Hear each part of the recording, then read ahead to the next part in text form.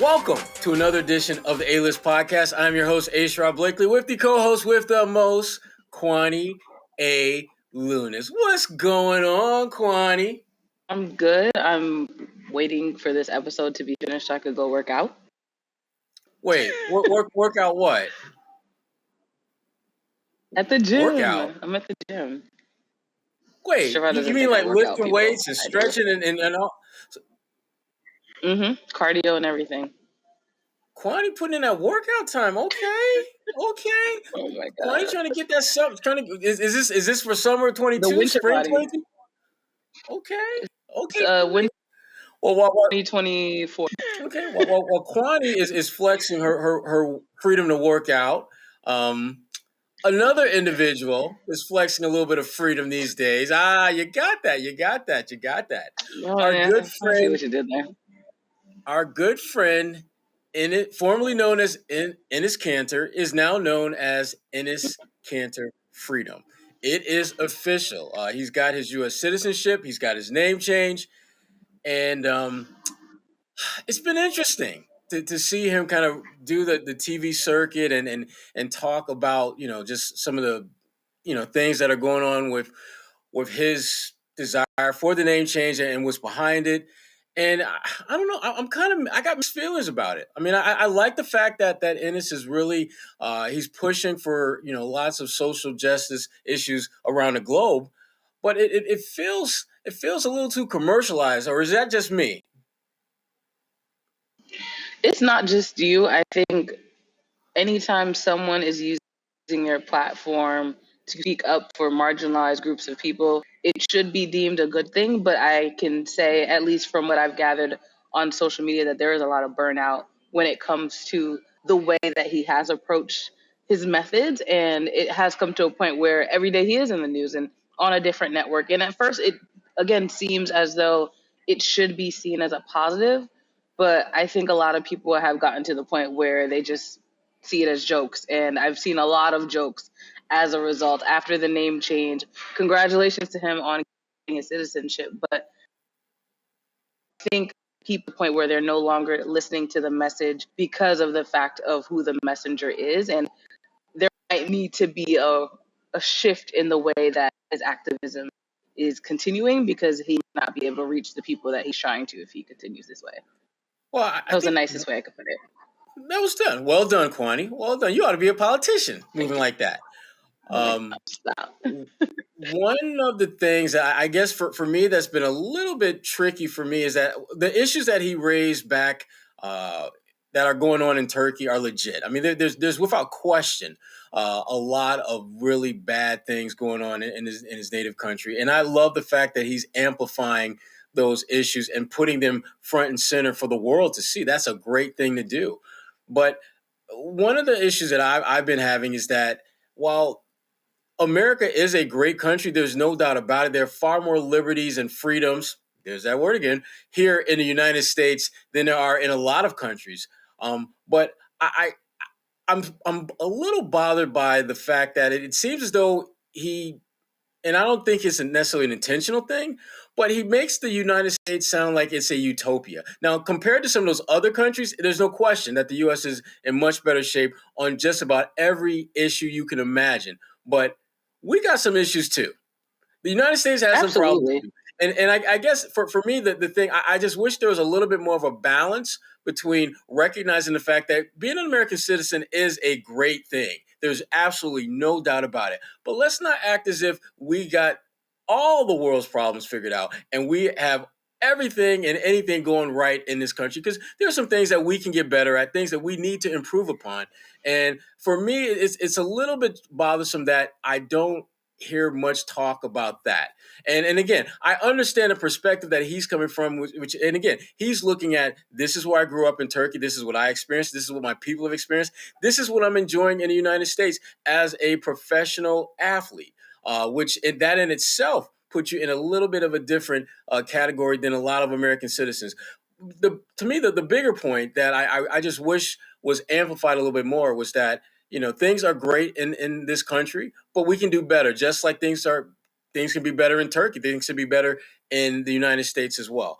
That's my only real issue with him at this point because, again, I love the fact that he has not allowed that energy that so many athletes had in the bubble as far as bringing about social change and things like that. He hasn't let that energy die down, which I'm disappointed in a lot of the guys that are in the bubble who you hardly hear anything, you hardly see anything that speaks to the issues that they seem so passionate about when they were in the bubble that now all of a sudden you don't really see or sense or feel that same level of commitment and passion. Whereas Enes Kanter Freedom has been able to keep that alive. And I think in the long run, that's a good thing. I just wish that his message would be a little bit more encompassing of not just the issues that he sees overseas, but also the issues here in his new country, the United States of America. I was gonna say that is a really good point. The fact that you mentioned being an athlete that comes with its own privileges in it, but also it is the double-edged sword of speaking up and being the only one that came out of the bubble actually did keep that same energy. I talked to him when he was in the bubble for NBC 10, and he was very adamant about making sure that the message did not die down. And so you can't fault him. He was a man of his word in that way. But I do think there are levels of privilege that do need to be checked from every different level for him. Again, coming from a country where he does realize that the United States has a lot more to offer him as a citizen, but also noticing that you're in a different tax bracket. So that gives you a different amount of opportunity than it would someone else that lived in this country as well. So again, there's just so many things that you could unpack with. This could be a whole podcast itself. But congratulations to him on the name change and becoming a citizen. That's exciting. That's exciting stuff. It is. I mean, it really is exciting stuff. What's not all that exciting is what's happening in New York.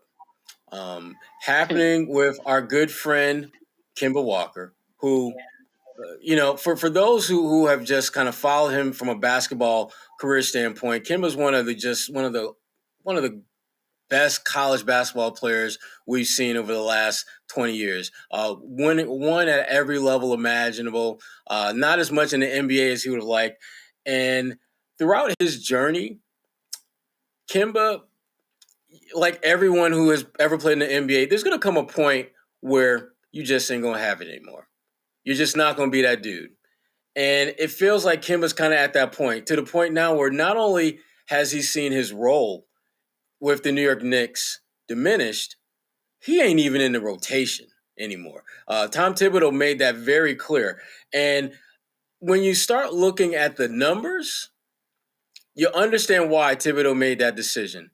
And if you watch Kemba play, the eye test confirms why he's not in the rotation. And to me, it's a sad but real situation that Kemba's going through. And again, I'm hoping that Kemba can somehow find that Al Horford fountain of youth and get back to being how he was a couple years ago. But it's just not looking good for Kemba going forward with the Knicks or whatever team he's moved on to, because the Knicks they are open to trading him, and understandably so. But it's a sad situation that Kemba's in right now. Yeah, it is really sad to think about, and especially because New York is home for him to have this homecoming and be able to play for his team. But I think New York always also knew that there was a red flag with even making the decision to have him on the roster. He only played 43 games last season. There's so much unknown about his knee to the point where you can't rely on him to be your starting point guard. So I think it was a wise decision on New York's part to make sure that they have someone that's younger to be able to fill in that role. But obviously it's devastating to come home, want to play for this team, and know that you physically can't. And the coaching staff, front office now sees that they're going to have to put you on the back burner for now unless something were to change, which unfortunately it's not looking too great on that end.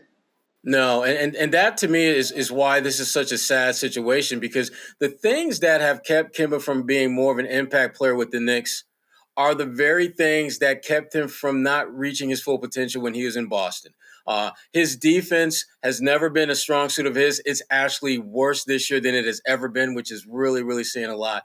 And the difference between when he's on the floor with the Knicks they're one of the worst teams defensively, versus when he's not on the floor with the Knicks, they're the best team in the league defensively. Yeah. That is a huge red flag for this is a guy that's probably on his way, not just out of the rotation, but potentially out off that roster. But the one thing I will say about Kemba is that even though his numbers seem to be down in just about every metric you can imagine, the one thing he's doing a better job with this year than he done is knock down three-pointers. He's shooting better than 41% from three-point range. And so to me, having that one skill set is going to allow the Knicks to have some legitimate offers for Kemba coming down the road. Now, one person, and I wrote about this, that certainly would be a great fit. How the hell they could pull this deal off, I don't know. I don't think they can pull it off, but I know that they would love a John Wall type of player. And again, he, like Kemba, he's dealing with a lot of health issues, so you don't really know where he's at. At one point, he told the Rockets, or him and the Rockets agreed that he would not be playing this year. Now they've rekindled conversations about him getting back on the floor, which is a smart move because nobody is going to trade for him not knowing what the hell they're getting. And so I think he knows that. The Rockets know that. And so there could be something there. I wouldn't be surprised, though, if a team like the Utah Jazz, for example, tried to make a play for Kemba, because the Utah Jazz have a legitimate rim protector. So Kemba's struggles defensively, you have someone who could potentially erase some of that. And again, they're a team that could use another guy who can knock down shots. And as I mentioned earlier, he's shooting better than 41% from three-point range. That's the type of team, type of situation that could potentially work for Kemba. But my big thing is I'm hoping that something works out where Kemba gets in a situation where he can continue playing and good guys in the NBA. I mean, he got the damn good guy award not once but twice in his career. Four-time All-Star. I mean, there's really, when you talk to people throughout the NBA, it's very hard to find somebody who's got a harsh word to say about Kemba Walker. And when you spend some time with him, you can see why. He's one of those people, and there aren't a lot of guys in the NBA like this, who you genuinely like, and as you try to figure out flaws with them from a personality standpoint, he really doesn't have any other than maybe he's too nice, which if that's going Yeah, to be his it's a red flaw, flag. let me have that flaw. If my biggest flaw is being Right. too nice. Hmm. But on a very selfish basketball standpoint, it makes Celtics fans kind of have mixed emotions about that because I think they definitely like you. I don't think you'll find Celtics fans who did not like Kemba Walker, but you flip that coin over, they're happy as hell that he ain't in Boston no more. Because if the Celtics were dealing with the same type of health issues that Kemba is dealing with now, which they did for the 2 years he was here, I don't think people will be as jovial about Kemba Walker and be happy for him to have good things happen because he wouldn't be able to play as well as they would expect him to. So the Celtics dodged a big time bullet in trading him and in return getting Al Horford, who's been huge for them this year. Yeah, that's a really good point. And a thing that we've been harping on with Al Horford is that leadership that he brought to the team, brings to the team now. Kemba brought his own form of quiet leadership for that Celtics roster, but Al brings a completely different background that I think has worked with this team so far. So unfortunately, it's sad that Kemba had to be the one that ends up leaving as a result. But I think that, as you mentioned, the Celtics did win in a sense when you look at the way that it's all panning out right now. Yeah, absolutely. And again, with Al, the one thing that he has done, he's one of the league leaders in block shots. Before games played on Monday, Al ranked like ninth in the NBA in block shots per game. His defense has been exceptional. He's definitely on the short list of potential All NBA defensive players for this season. And at the end of the day, bottom line, Al's play has helped this team get above the 500 mark, which again gives them a chance to make to be a good team. And they're going to coming up. They've got a major test of just how good they are and where they are as a team. And our buddy Al is going to play a prominent role in that. There's no doubt about that. Yeah. His son, his other son, Al's other son is coming to the building, better known to y'all as Joel Embiid. Okay, Because I was when curious as you to where that one was at. That makes when sense. you start looking at the way that Embiid has played throughout his career against when Al has been on another team, Al has been kind of sunning him quite a bit. Now, I will say this: the last couple of years, Son got grown up. Son is a little bit bigger, a little bit stronger, a little bit more savvy You than trying to he dunk was. on dad. Exactly. He dunking on dad. He pinning dad stuff on the glass. He taking dad off the dribble. I don't know anything about that because my son, he ain't got that in his game yet. But Wow. I hope you're anyway, listening to this episode. I'm gonna send it oh, to he him. is. He is. But I will say this though. I'm looking forward to seeing how Al handles the Embiid matchup. But I'm also looking forward to seeing how the crowd is going to be because this is really, Yes. this is one of those games that I'm fully anticipating will have a very playoff-like feel about it because of the opponent. You got Doc Rivers coming back, and Doc Rivers and family, brother, son-in-laws on the team. You got Al with his son, It's a Joel whole Embiid coming family back. reunion. Exactly, it's like a big family reunion, minus the potato salad and the cornbread and the barbecue Right. ribs. Which now you got me thinking food, which I don't want to do. But Yeah. but seriously though, what do you think about Embiid in this game? Like, how do you think he's going to handle, just being back, playing against a team that has kind of had his number for a bit, but he seems to be kind of changing the tide a little bit. I think Embiid will be more motivated than he usually is in a regular season because when he comes to Boston, he always plays to that level. He knows the crowd is going to come for him. If the crowd is as rowdy, I went to a game 2 weeks ago and it didn't seem as rowdy as it used to be. Granted, they were playing the Rockets, but I do There you imagine that go. the crowd there, right? The crowd there, I think, would be a little more enthusiastic and show Embiid where he's playing. I think another part of this matchup, which is interesting, is just the fact that, granted, it's not in Philly, but Al did play for that team, so he knows a little bit more about how to defend Embiid, and I think that's going to bring a different level to the game because this is the first time he's playing against Embiid since being in Philly. So I'm very interested in that specific matchup, father against son, as we were calling it, because I think them playing together is going to bring a different level of competition, especially the way that Al left Philly wasn't the greatest way. It wasn't his fault, but it just clearly wasn't a good fit for both sides. And now I think both of them have a little bit to prove. Both sides have a little to prove when it comes to how they're going to receive Al Horford at his home arena, really. Right, right, and let's not forget about Uncle Ime, who spent some Yes, time in Philly. yes, So, that's a good so, point. so again, this will. I'm looking forward to seeing just how some of that kind of background institutional knowledge is going to play Mm-hmm. out because Embiid is a load. I mean, last season he was easily top 3, top 5 MVP candidate, and although he has been out with different ailments, COVID and things of that nature, he's still one of the most dominant big men in the NBA. And again, I think he's still, even though his numbers would suggest that he's back in tip-top shape form, I still think he's got levels that he's working towards getting back to. And if you're the Celtics, you're going to have your hands full. You're going to need Al Horford to be, at his best. You're going to need Enes Kanter freedom to play free and dominate when he gets a chance to get on the floor. It would be nice to get a Rob Williams the third signing. So there's so many different dynamics about this game. And the We one need, you know what dynamic we that really need? Sorry, before you make your clever transition, Grant Williams, did you see Stat Muse on Twitter a few days ago? And they posted Grant Williams stats and they used a photo of a graphic of Steph Curry. So we're going to need to see a lot of that in that Sixers game as well. That well, Steph Curry like shooting from Grant.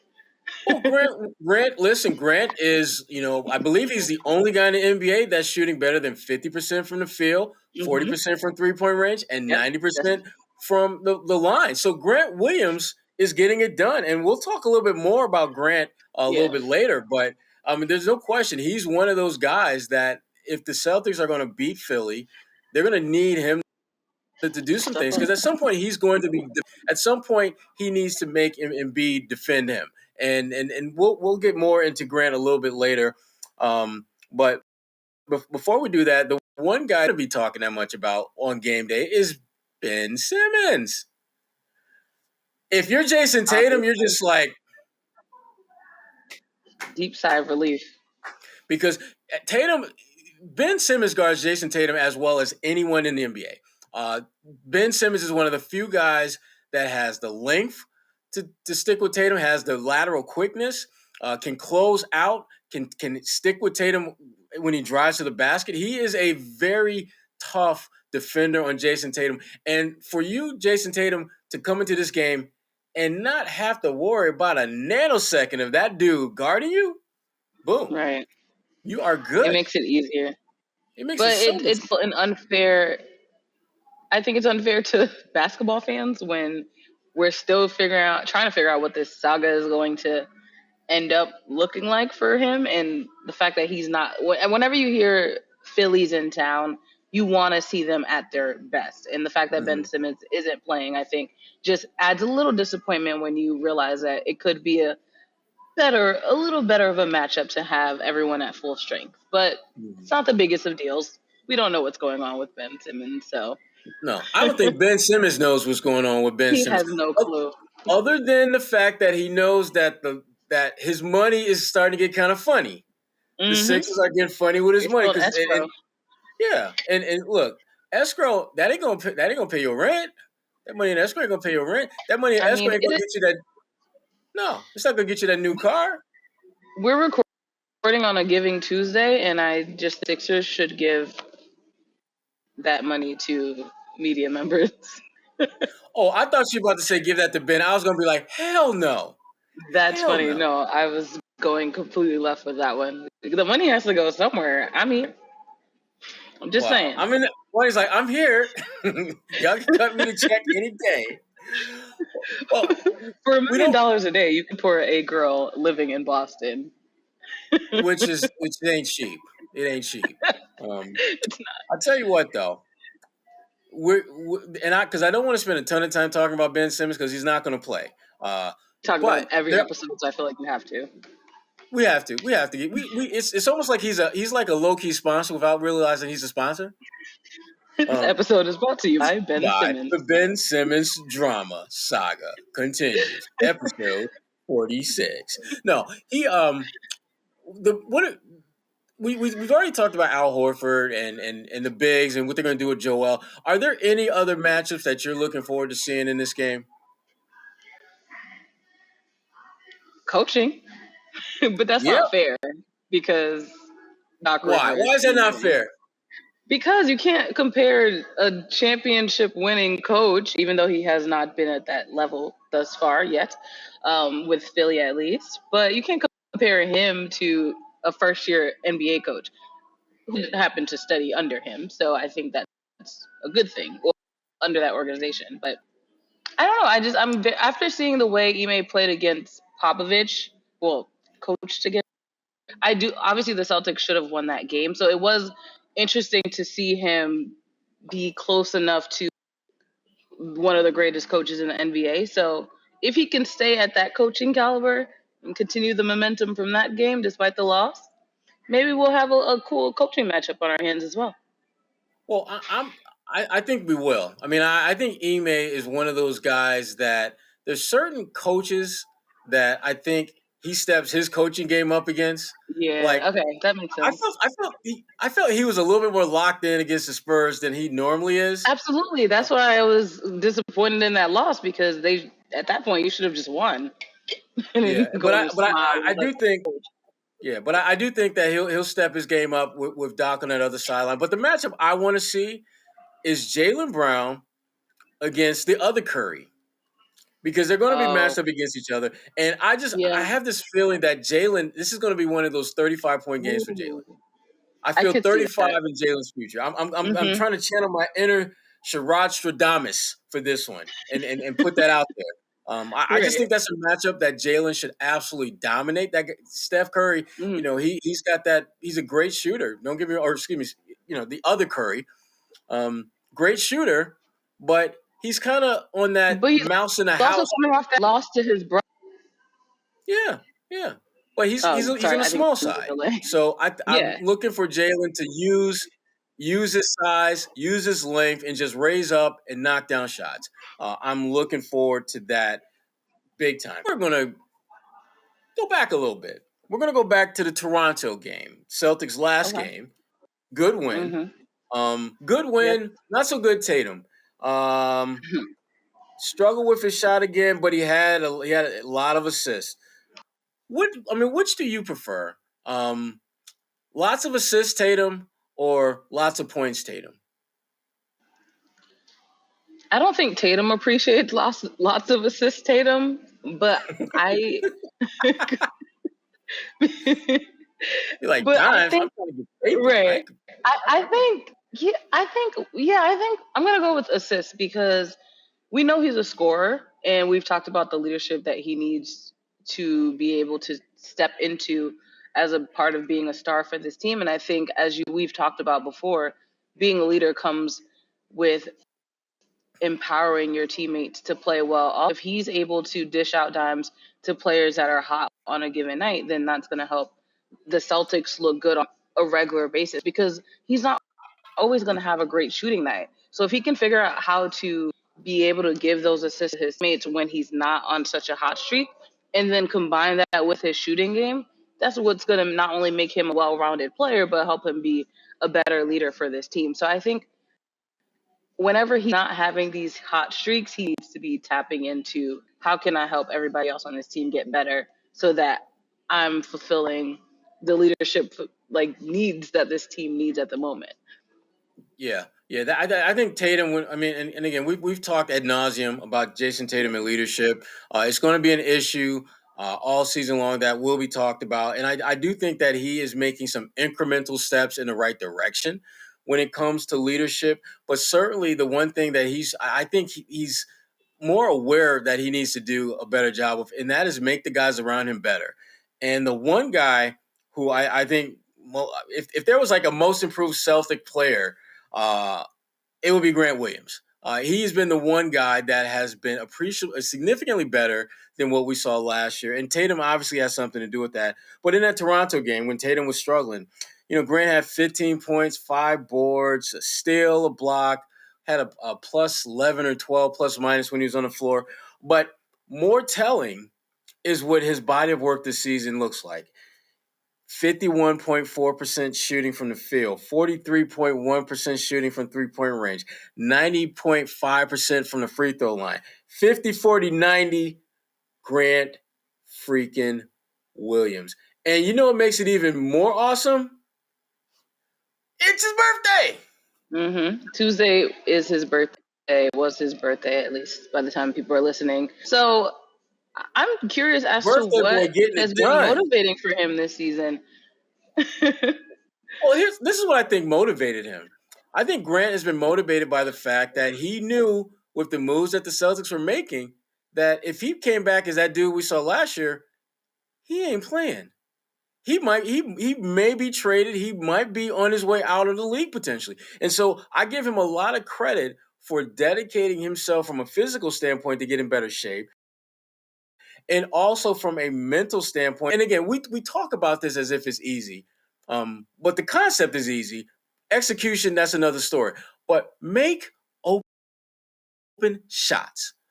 You have two dynamic scorers in Jason Tatum and Jaylen Brown. Their presence is going to create space for you to make open shots. That's literally all Grant Williams is doing out there right now. He's making open shots. And at some point, teams are going to start respecting his shot.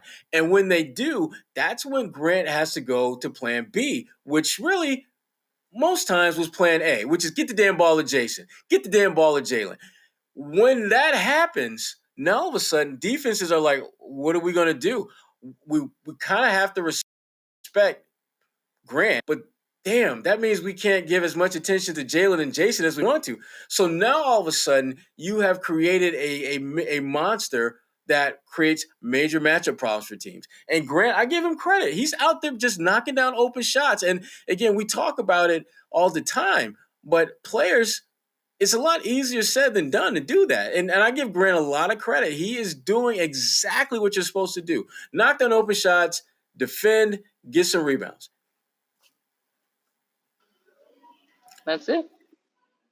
But here's the interesting thing about this on the Garden report after the win over Toronto. Should we consider having him in that starting lineup instead of Al? And again, here's the and let me just kind of go through the thought with that.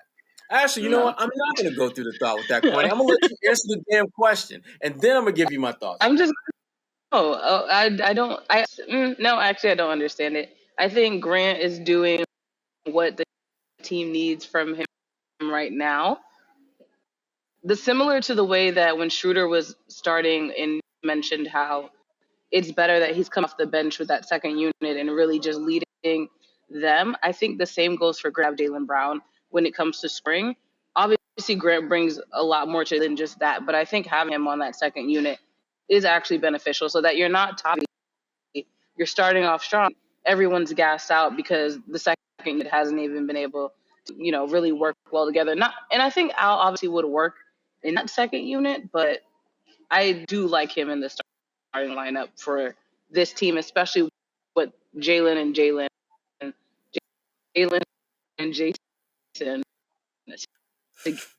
together. I think has that versus having three scores there, and Right. then chaos may ensue. But I think it's just good to see Jalen and Jason's game.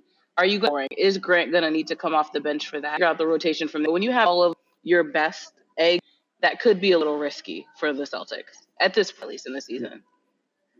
Well, I like the fact that when he does come into the game, he's usually playing with one of those two guys and not both. And that allows, I think, him to really get into a flow, get into a rhythm. And to be very frank with you, I love the fact that he is making the most of the role that he's being given to play right now. It's to me, I feel almost superstitious about Grant Williams now. Like just the idea of tweaking what he does, putting him in a different role right now. I almost feel as though it's like playing. You've got all the pieces perfectly aligned, and what is that game called? Is it Jumanji, where where you can take the pieces out? Tetris, No, not Jenga, Tetris. Yes, Jenga. Jenga. That's the game I'm thinking of. I feel like that about Grant because right now everything is aligned perfectly. Nothing. Everything is cool. He's doing his thing, and if I try to even tweak or touch anything that he's doing right now, the whole damn thing could fall apart, and I don't want that. And let's be honest, with Al Horford, the only thing that Al has really, I think, done not so great a job with is knocking down threes. He's shooting around 28%, which is like the worst he's ever shot from 3-point range. And so to me, the law of averages says that Al's going to go on a hot streak and shoot in the 40, 50% range from 3-point range over a period of time and get kind of back into that low to mid 30s, which is where he typically shoots. But I just love the stuff that Al's given that first unit. I wish he played a couple minutes less. Like, I'd love to see him in that 20 to 25-minute range, whereas now he's usually in the mid to high 20s. But I think the Celtics right now are slowly but surely kind of coming together with the type of 8-9 man rotation that I think that they're going to be comfortable with. And Grant, he has done everything he can to solidify his role with this team. And then to his credit, he is playing really good basketball, which again, that hasn't always been the case when we talked about Grant Williams. Yeah. It is now, though. And so, again, Grant is getting it done. Well done, Grant. And happy birthday to Grant Williams. Yeah. Young fella. Not so young anymore, but that's all right. That's all right. He's balling Yeah. out. And even You're after, older. right. And obviously they're looking to build off the Toronto win with the Sixers coming to town on Wednesday. And then they head out west, where they will see Utah, Portland, the Lakers, Clippers, and Phoenix. Boom, boom, boom, boom, boom. That's a tough road ahead. All those teams are either solid top tier playoff teams or at worst on the fringe. And Portland is probably the worst of that bunch. And that's a team that, you can't take them lightly because they can do some things and cause some problems for you if you're not careful. So shout out to And my boy also you're on Chauncey the road. Billups. Yeah. So So they they got just some. have the advantage overall.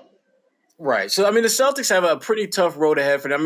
What are your thoughts about them heading out on this West Coast trip? Are they where you would ideally like them to be at this point in terms of the way they're playing as they embark on really one of the toughest stretches that they're going to have all season?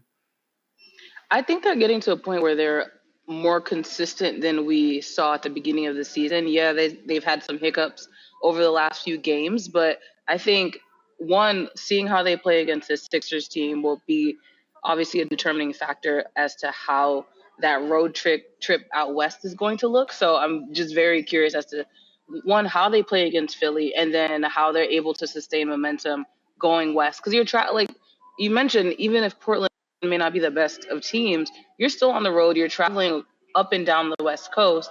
You're gonna be gassed at one point. So just staying consistent despite being on the road. I mean, there was a stretch where they'd only win on the road, so now they need to tap back into whatever that was and really harnessed whatever things that they've been doing over these last few games to stay consistent, because that road trip, I think, is going to really just be a catapult for the end, the rest of the season, but also help them figure out what their identity is on the road. And that's going to be going to play the Lakers, a story franchise. That's going to be probably one of the more interesting matchups. And it's just going to be a hard road trip. So they have to be mentally and physically prepared to play all those games and be successful in at least 50% of them. Yeah, well, the thing about it is that when the schedule came out, I looked at this portion as like the first real major speed bump for this team, because I looked at all of those teams as being either very talented in a very broad general sense, or pretty good in their own building.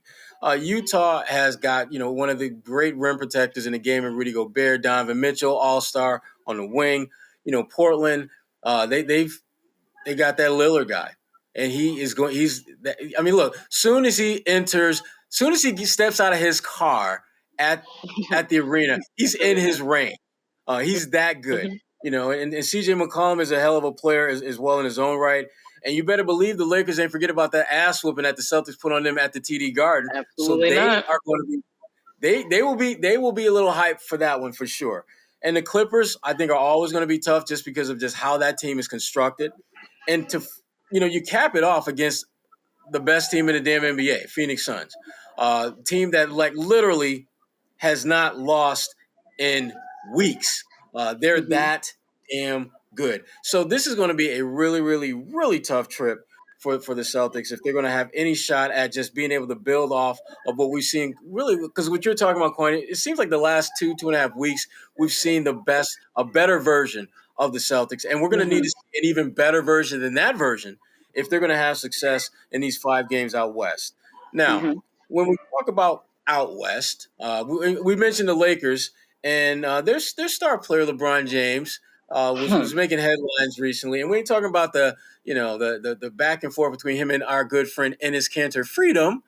We're talking about that little kerfuffle that he got into in Detroit a couple weeks back with Isaiah Stewart, who look, Isaiah Stewart is about that life. And the Lakers and the Pistons recently played the first game against each other since that Again, kerfuffle. yep. And like most sequels, Kwani, this was a dud. Yeah. No fights, no fists thrown, no verbals, no interaction at all between them. And I don't know Just what booed people from were the fans. expecting, because that's kind of what I was expecting. But LeBron was doing LeBron like things. I mean, clearly he was absolutely in I need to send a damn message tonight mode. And the Lakers won that game, pretty comfortably for the most part. Never were really, really threatened. But again, like most sequels, that one was a dud, and I'm just glad they were able to have that game soon after the incident, so that they can be done with it now. It like we're not gonna. I know Isaiah Stewart said after that he's not gonna be talking about it anymore. Well, and that's fine. Yeah.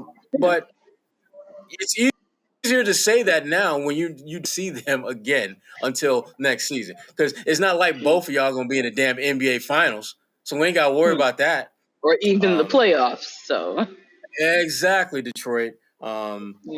But we mentioned a little bit earlier. We talked about Golden State and excuse me, we talking about Phoenix, but they're actually hosting Golden State, who officially has the best record. And I mean, again, you're talking about 2 juggernauts this year. I mean, they have been head and shoulders above everyone in Yep. the NBA. And just who you think is going to get that tonight?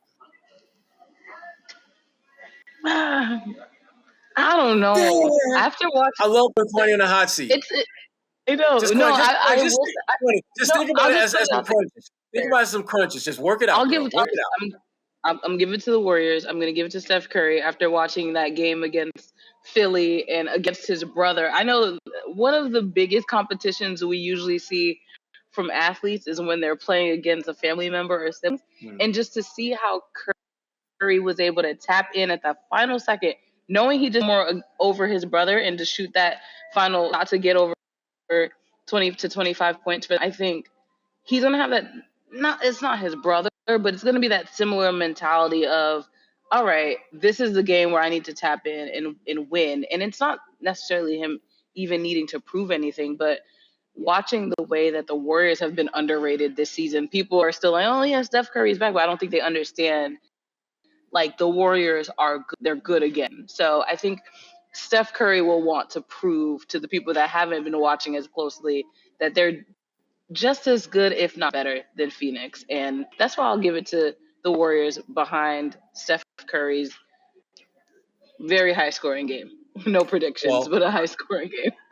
I mean, I agree the Warriors are good, but I gotta go Suns. I gotta go Phoenix. And one, the game is in Phoenix.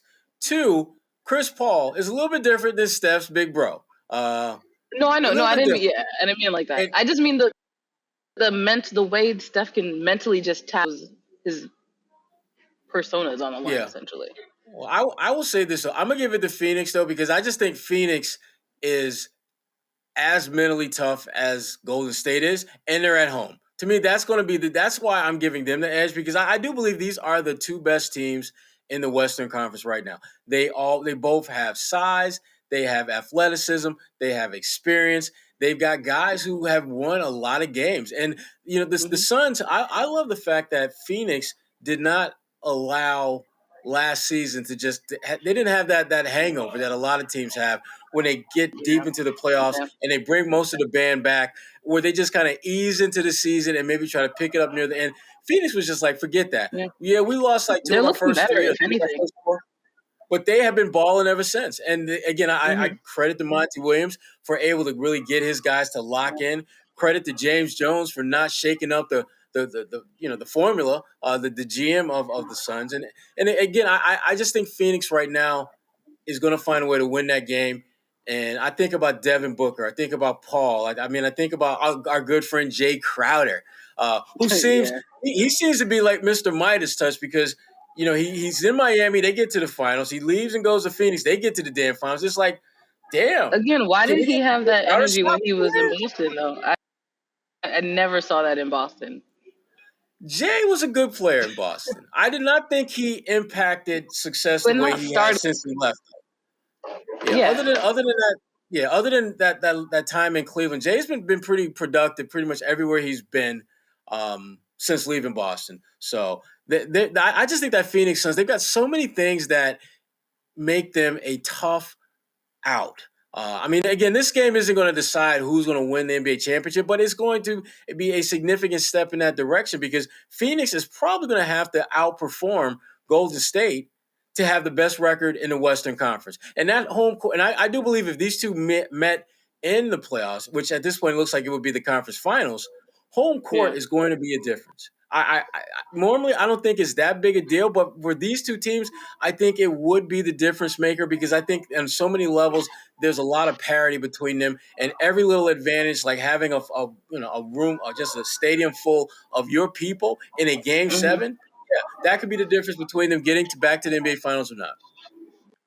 I think so. I always agree with Notion, because talent will be on the floor, but what is the sound that's around you? We talk about the TD Garden all the time. We could be the Rockets, the Sixers, whatever their opponent is. When you're coming into this arena, as a player, it's been said that it changes the way you approach a game when you're the opponent and you know that everyone's rooting against you. So I agree with that, and I would love to see that as a Western Conference Finals, because those two teams, I think, would be really good 7 games. Absolutely.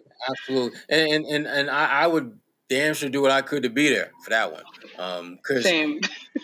Those two cities, right? Sherrod approved. Yeah, that's true. It's good cities as well. That's a good point. Yeah, good cities.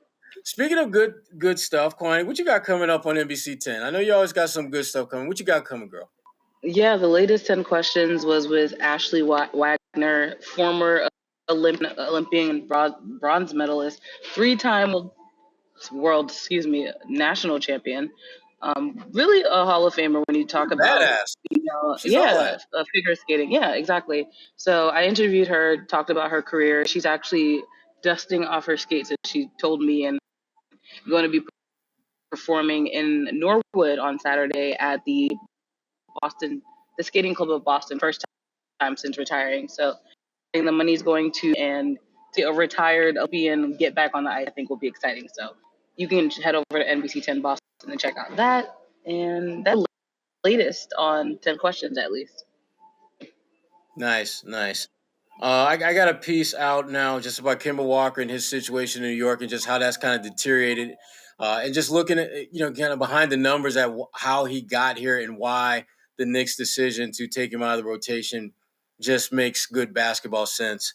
I'll have a couple of pieces for Ebony coming as well. And obviously, I'll be on the Garden Report post-game show with Jimmy Toscano, Joe Sway, Bobby Manning, John Zanis, and we'll flap our gums and talk about the Celtics, whether they surge ahead and play amazingly awesome basketball, or if they suck. We're still talking about them. So We'll see.